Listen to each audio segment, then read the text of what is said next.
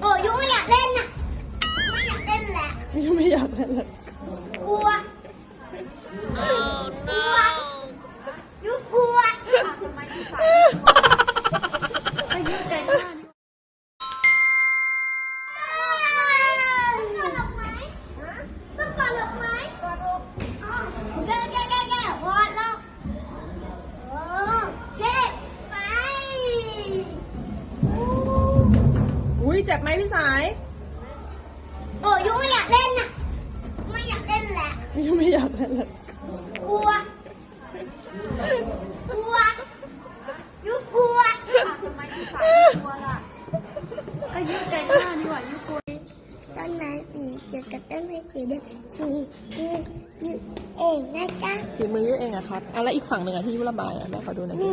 จ้าอ๋ออยู่นิ่งๆสิอยู่นิ่งๆอ๋อสวยงามมากโอเค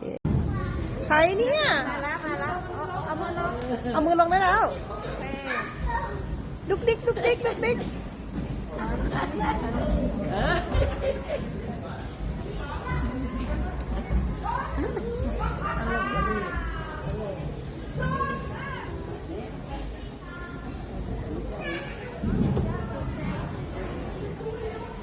เอาบ้างโอ้ยย่าบ้าง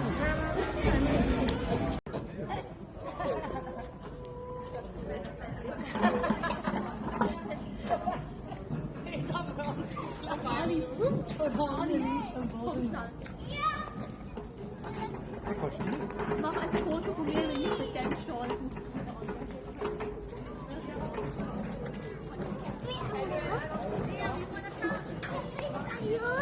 ไปสิครับ